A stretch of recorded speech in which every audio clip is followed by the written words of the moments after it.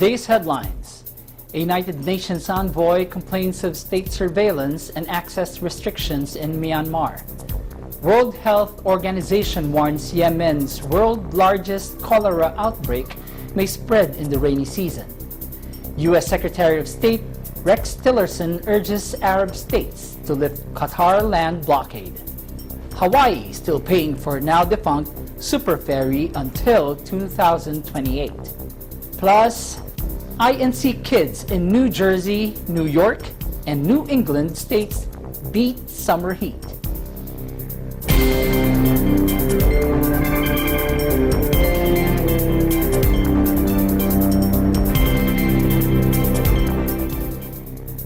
Hello everyone, I'm Ace Ramirez, bringing you stories from around the globe.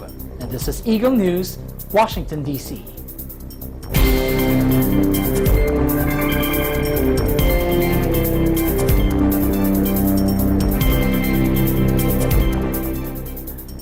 A United Nations envoy said on Friday activists and journalists in newly democratic Myanmar continue to be followed and questioned by state surveillance agents at the conclusion of a visit she said was beset by official snooping and access restrictions. Jennifer Polinton reports. Special Rapporteur Yang Hee Lee told a news conference at the conclusion of her 12-day visit that she faced increasing restrictions on her access. The general situation for the Rohingya has hardly improved since my last visit in January, and has become further complicated in the north of Rakhine. I continue to receive reports of violations allegedly committed by security forces during operations. As well as increasing restrictions on my access, individuals who meet with me continue to face intimidation, including being photographed, questioned before and after the meeting, and in one case even followed. This is unacceptable. In November last year, Myanmar's army swept through villages where stateless Rohingya Muslims live in the area of Maundao. Some 75,000 people fled across the nearby border to Bangladesh, according to United Nations. About 1.1 million Rohingya, who many in Myanmar view as illegal immigrants from Bangladesh, are denied citizenship and face restrictions on their movement in Rakhine. For Eagle News, I am Jennifer Polinton, and I am one with 25. Thank you, Jennifer. The WHO warned on Friday Yemen's world's largest cholera outbreak is far from being controlled and may further spread with the rainy season, even if the rate of new cases appears to be slowing down in some hot spots. Eliza Gonzalez Manglikmot with the details.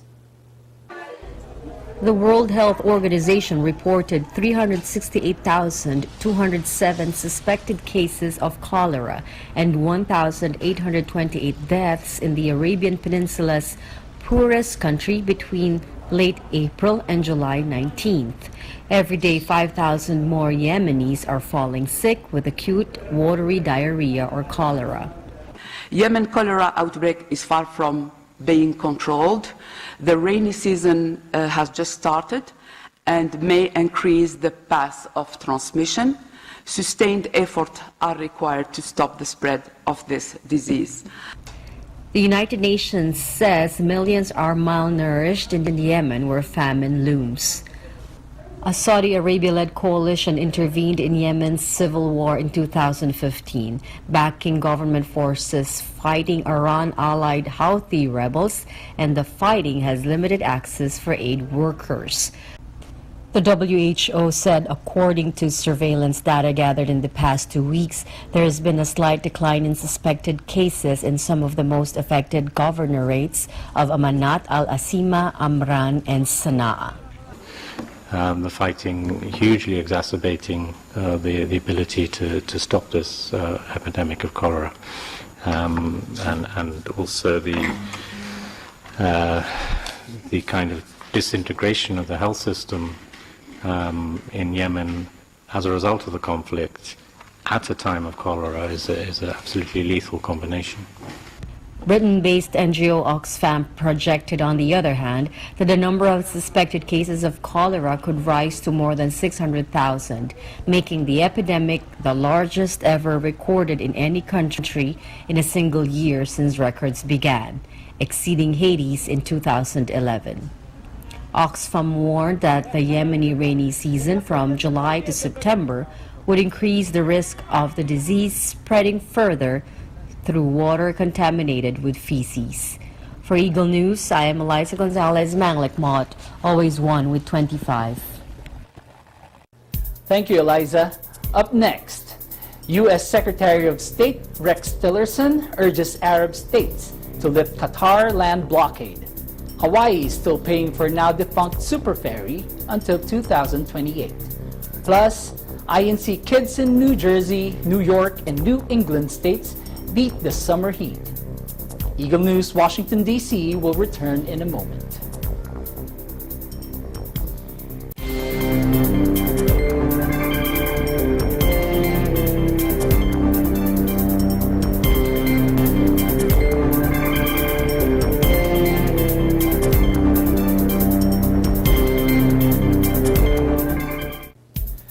Welcome back. You are watching Eagle News, Washington, D.C.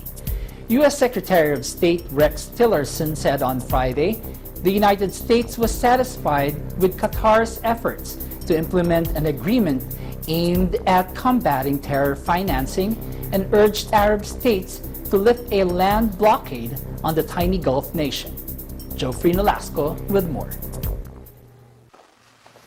U.S. Secretary of State Rex Tillerson shuttled between Gulf countries last week to convince them to help ease the worst regional dispute in years, but left the region without any firm signs the feud would be resolved soon. Last month, Saudi Arabia, Bahrain, the United Arab Emirates, and Egypt imposed sanctions on Qatar, accusing it of financing extremist groups and allying with the Gulf Arab states' arch-foe Iran. Qatar denies the allegations. The countries made 13 demands of Qatar, including that it shuts down a Turkish military base and the Al Jazeera pan-Arab television network, which Doha has rejected. While in the Gulf, Tillerson signed an accord with Qatar on terrorism financing in a bid to ease the crisis, but Qatar's opponents said it fell short of addressing their concerns. The Qataris have continued to move forward on the MOU that the U.S. and Qatar entered into to address many of the terrorism, terror financing, counterterrorism concerns that people have, and they have been very aggressive in implementing that agreement. So Tillerson said Qatar was willing to sit with the four countries to discuss their demands.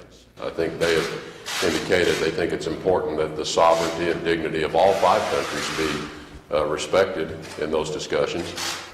In a move to counter the four states' accusations, Qatar has set rules for defining terrorism, freezing funding and terrorism financing, and established national terrorism lists. In one of the first positive signs from the four Arab states since they imposed the sanctions last month, the United Arab Emirates on Friday welcomed Qatar's decision to amend its anti-terrorism laws. The four states cut diplomatic, transport, and commercial ties with Qatar on June 5, disrupting the import of food and other items and causing foreign banks to scale back business with Qatar. And so what I hope the four countries will consider as a sign of good faith, lifting this land blockade, which is really having the most, I think, negative effects on the Qatari people.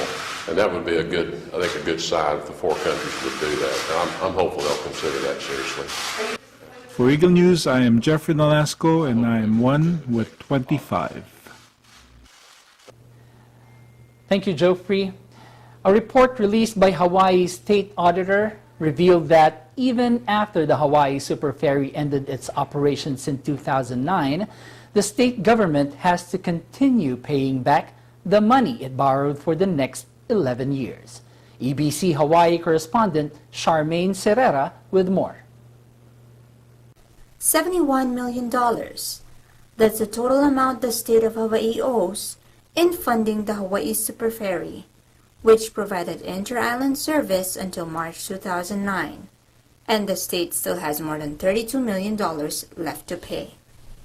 According to the state auditor, the government back in 2008 issued about $38 million in bonds to finance building and improving barges and ramps for Honolulu Harbor and similar facilities in the neighbor island.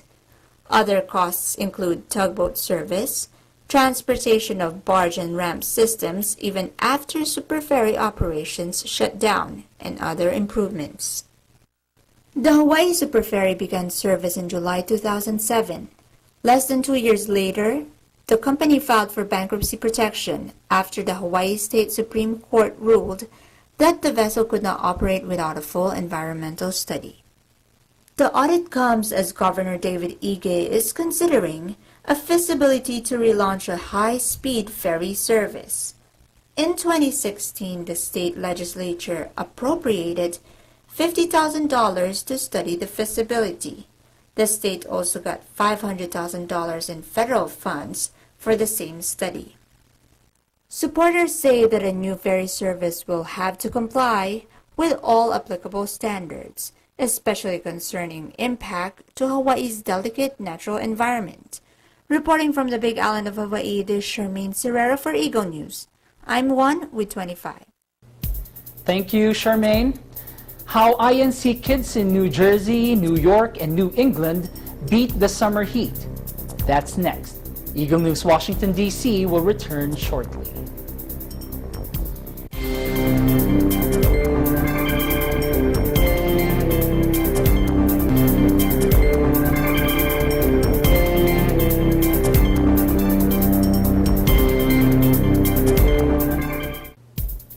Welcome back. This is Eagle News, Washington, D.C. Heat exhaustion during the summer months more often than not discourages people to engage in outdoor fun, but not for these kids from New York, New Jersey, and New England states. Iglesia Ni Cristo youth members beat the terrible East Coast summer heat with super fun games and activities. Edwin Vergara with the story.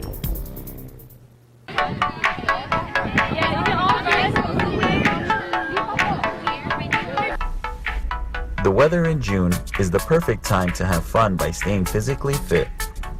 Here, children from different parts of New Jersey, New York, and the New England states travel to Rockland Lake State Park in New York to take part in a fun-filled sports activity called INC Kids Unity Games.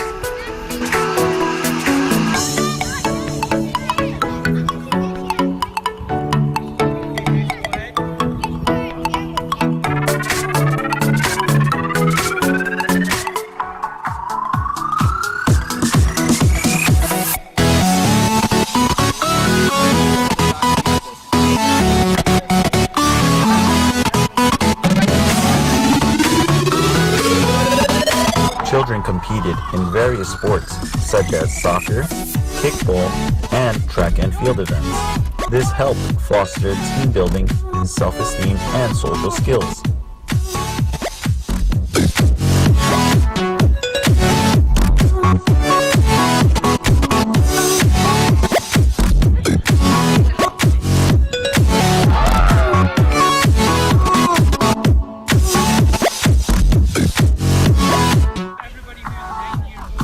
Participating in sports also taught children the importance of discipline and practice. As a parent of 2 boys, encouraging them to play sports is the best way to stay healthy and active. Winners or losers, all children enjoyed the activities, built friendships, and had a great time.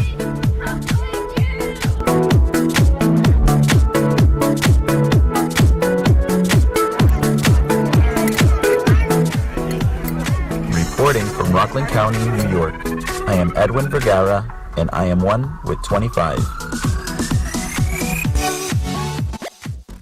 Thanks, Edwin. I admire these kids' tolerance to the muggy weather. That is today's Eagle News, Washington, D.C. Join us again next time as we bring news that matters to you. Visit our website at Eaglenews.PH. Follow us on Twitter at twitter.com/EagleNewsPH. I'm Ace Ramirez. I am 1 with 25.